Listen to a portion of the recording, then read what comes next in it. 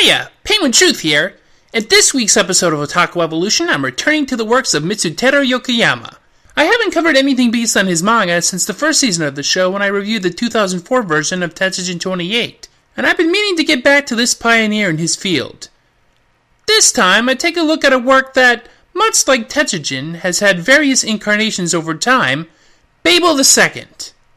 This 4-part OVA doesn't have the luxury of the previously reviewed Tetsujin series or Giant Robo of having Yasuhiro Imagawa as a writer or director, but it's a decent little chunk of weirdness I'm glad to share.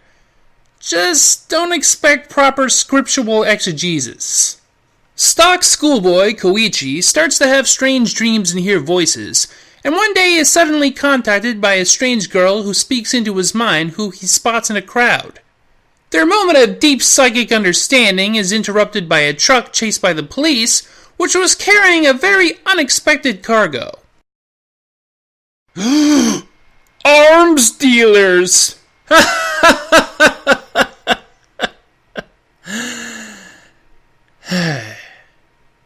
Betrothed Liber here is pursued to a parking lot by this lady investigator, but before she can take him in, he bursts into flames, and this weird guy in a business suit and the girl from before escape from the scene, and...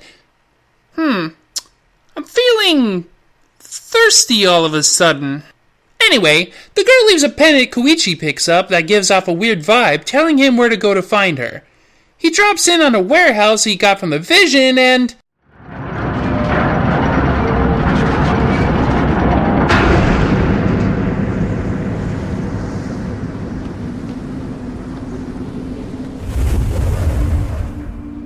You've done well, Mikami.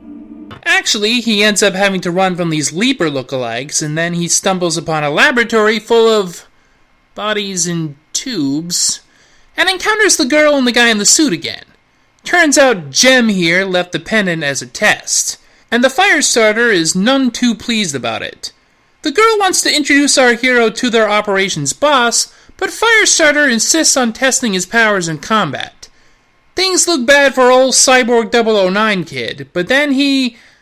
Oh my.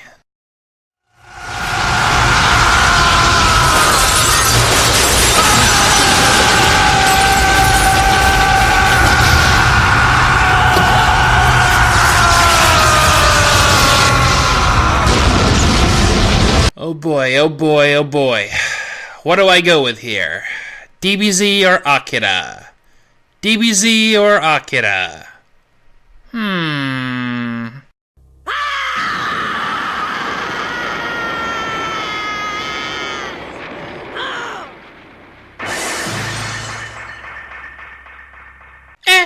That'll do. Don't want to overplay anything.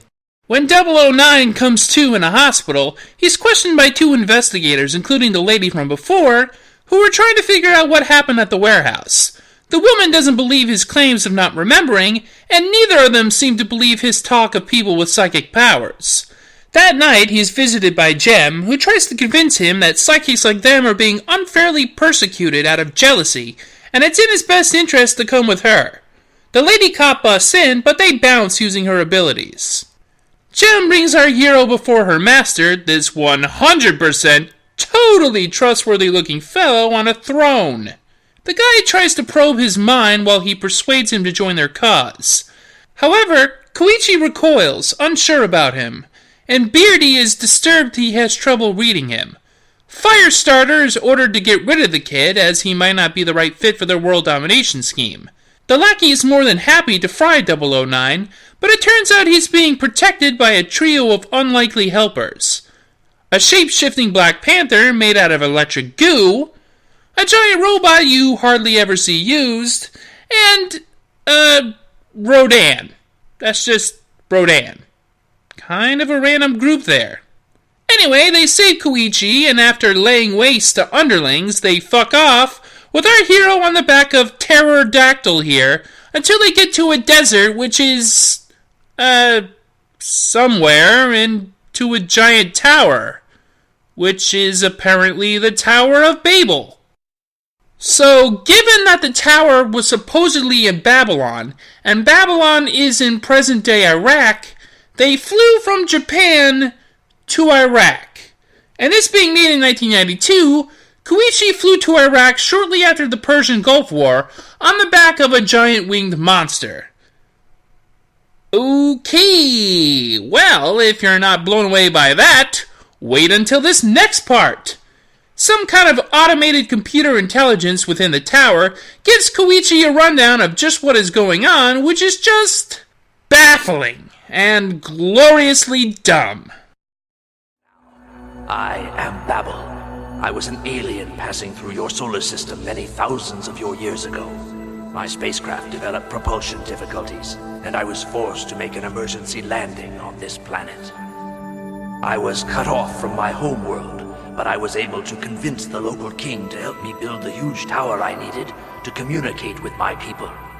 Earthlings knew nothing of science back then, and before the tower could be completed, those who opposed its construction destroyed it. I was too shocked by the loss to begin again, and soon gave up all hope of ever returning home. I knew then it was my fate to die on this distant world. But I worried, what would happen to all the advanced equipment I would be leaving behind? If misused, it could become a destructive force, a threat to the planet's very existence. But if properly utilized at the right point in history, it could provide benefits beyond imagination. So I decided to choose a human being to be my heir.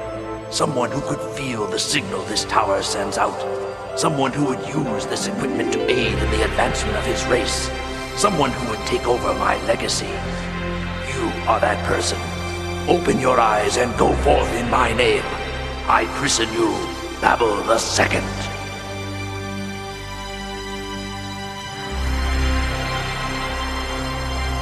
Whoo boy, that is quite the yarn. Guess what, religious adherents? It turns out that rather than a higher power's distaste for tall buildings, not sure I've interpreted that right, what really went on was that an alien simply wanted to phone home. Why didn't the alien simply destroy all of his technology if he was so frightened of it falling into the wrong hands? Set up a self-destruct for right after his passing, instead of waiting around as a computer intelligence until some kid seems like a good fit for his knowledge. None of this is explained whatsoever. Also, what is it with me constantly running to Babel, or Babel, or however you're supposed to pronounce it, in anime? Metropolis and Patlabor the movie, for instances. I can't get away from the damn tower. Anyhoozle, now 009, Babel's powers has been awakened, he demonstrates his new skills by utterly dominating Firestarter when he targets the detectives. But before he can get answers from him, another attacker strikes and Firestarter gets away. At the investigator's office, Babel warns them of the psychics amassing to overthrow humanity, but strangely, the lady doesn't believe him even after seeing all that shit. Chief Chujo from Giant Robo here is a bit more open to Babel's story and agrees to help him attack the villain's base. Well, the military, whichever one it is, teams up with Babel and his guardians to take out one of Beardy's bases, where Mashimeyer from Gundam Double Zeta mocks Firestarter for his failure. 009 makes short work of the mooks in a brutal fashion, but by the time he can get far into the base, the evil psychics have abandoned it, and all that's left is for the cops to study the remains. The lady detective finally begins to actually believe all this shit is real, just as soon as she's irrelevant to the plot at large. So what's Beardy going to do about this threat to his plans? Why, he's going to make a house call, going to the Tower of Babel with Jem and Mashimeyer. And some kind of robot. Apparently Beardy used to be a candidate to be Babel II, but Babel I eventually rejected him for being an asshole and erased his memory of it. But now he conveniently remembers. He and Jem find the chamber where they see what looks like 009 resting and recovering from battle, and decide to do away with him as he sleeps. But Blue Hair stumbles on the same thing in a separate part of the tower, who ends up being the real deal, and a fight breaks out. At first it looks like Mashimeyer's new type skills are able to overcome our hero, but he eventually turns the tables. Then the Goo Panther takes out Beardy's robot. This leads to a final confrontation between Babel and Beardy. They seem evenly matched, but the robed rogue seems to close the gap and shock the fuck out of Babel. And shock him more. But it seems like no matter how much punishment he dishes out, our hero recovers. You're wrong.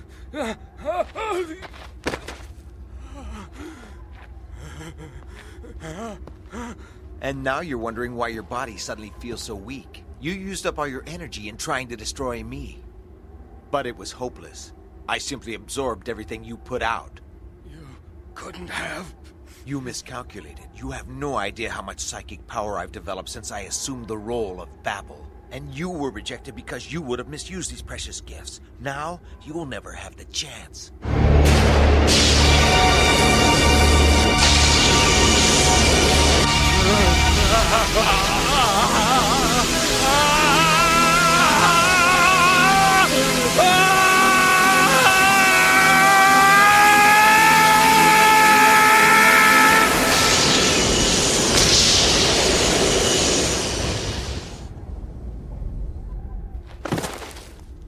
Koichi has overcome the master, leaving his for certain really dead body to be covered in the desert sand. The end. Or is it? No. Obviously no. Lady Cop types up her report of all the crazy crap that's been going on recently, but she gets attacked by a phone, must be a collect call, and then a blanket. Babel jumps in, where was he, and the culprit turns out to be Gem, still planning on leading psychics to take over the world. She gets away, making Babel realize his job isn't done yet. Still more psychics, like Kurama here, are targeting him, instigating, honestly, some pretty neat psychic battles. I mean, look at this crazy shit. Gem comes in with a band of superpowered expendables, who will cause him to use up all his power so he's vulnerable. However, it seems like Gem is hesitant to finish our hero, and then the Guardians arrive to support him. Unfortunately, it's not long before the Guardians begin attacking Babel II, having been taken control of by some outside force. It's a shame that the most time we get to see the Guardians in action is when they're fighting their master. But speaking of masters, they're being controlled by Beardy, imitating Babel. Apparently, not only was he able to come back to life because power he received from the tower before his rejection, but he can also perfectly imitate Koichi. Apparently, the Guardians catch on to his manipulation and leave. No explanation given. Kurama mocks Gem when he detects she's glad about Babel's continued living. To prove how badly she does not want Babel's tower inside of her, Gem gets Babel in a closed-in area and challenges him to a duel, but of course she utilizes the Mook Brigade, who trap him in some kind of psychic cyclone. Things go a little crazy, damaging the area, and while Koichi is growing tired, he manages to zap the henchman without much trouble. However, Gem uses this opportunity to finish him. Choo-choo!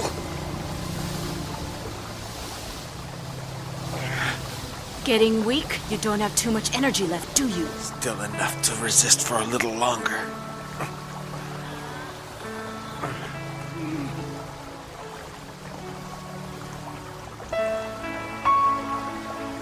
That's it. If you're planning to kill me, here's your chance. It's not that simple. It is to me. My goal is to destroy your master. It has nothing to do with you or our friendship. There's a bond between us. If we weren't on opposing sides, we might have been lovers.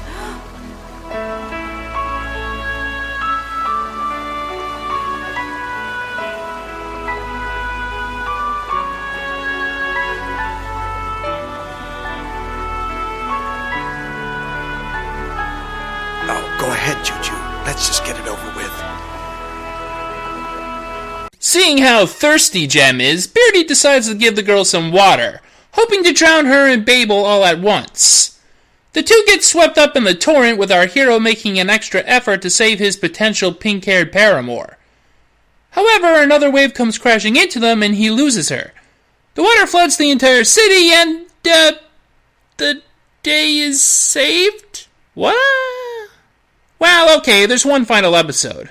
I can't help but feel like this thing is going at a pace roughly twice the speed Babel would if he actually were Cyborg 009. Babel's next battle is against Kurama near a mountain town, where he summons his guardians to assist him. Gem is also there, sickened by the suffering her former team is causing. She's confronted by Lady Cop and still has a hard time dealing with having been a baddie. Koichi takes on a duo of Lady Psychics, taking them down and pursuing Kurama. Walking through the rubble, Gem finds her former comrades injured, but their reunion is not a happy one as they consider her an enemy now. Are you crazy? What are you doing? You're our enemy. You're a traitor. You should die.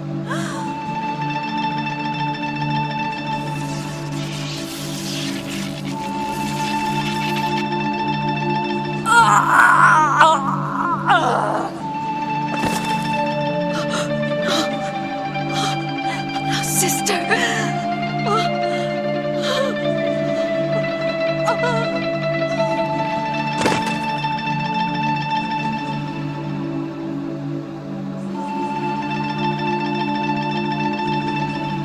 Rachel. Rhea. You were friends of mine. Babel makes his way into Beardy's base and has to tangle with... Is that Mashameyer with a haircut? Anyway, he falls into a pit and finds himself in darkness until confronted by his nemesis. Apparently Fu Manchu here is really into video games because this looks like your stock final boss fight in any given NES game, but with a twist. Beardy is holding various psychics he's collected from far and wide in order to use their power to be an uber-esper. This scheme seems pretty clever, but then it also seems familiar. Behold what I have wrought! By harnessing the power of psychic energy, the lines of time have begun to recede. Time portals disappear. What once was, now will never be.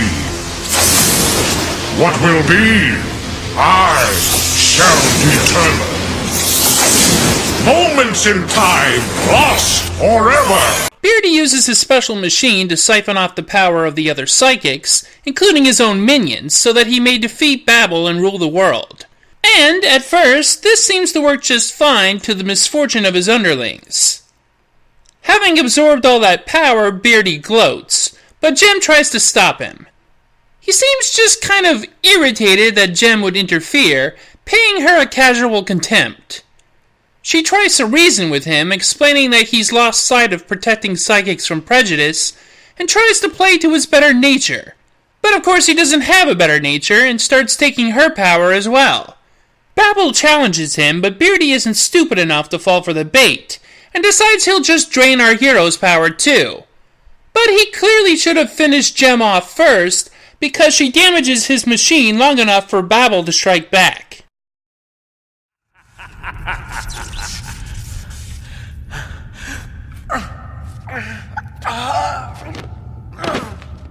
What a shame, Babel. You appear to have used up all your energy. Under the circumstances, I'll just have to take over the world.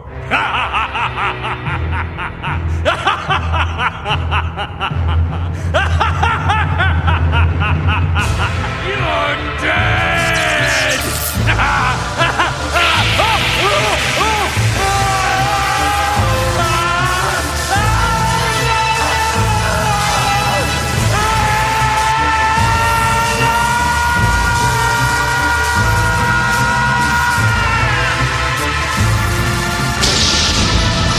Gem leads Babel out of the fortress as it collapses. The battle against Beardy finally truly over.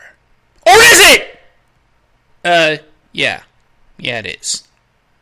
Our hero comes to in Gem's arms on Pride Rock here, as they quietly reflect on the exhausting battle they experienced and the long road ahead to seek peace for mankind.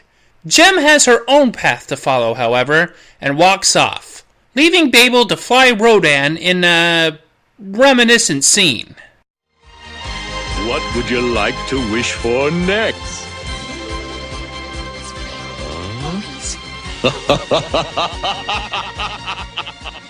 And that was Bable II. Babel II. Whatever. The Adventures of Human Psychic 009 and His Rarely Seen Awesome Guardians. It was a small slice of nothing cake with a cream cheese topping. But it was fascinatingly bizarre. Sort of in the same way that Birth was, for the pure what-the-fuckery. If you want to see what can really be accomplished with Yokoyama's characters, you should watch Giant Robo. But you won't waste too much of your time with this. Next time on Otaku Evolution, I return to everybody's favorite space pirate, who rarely does any actual pirating, Captain Harlock. Until then, see ya!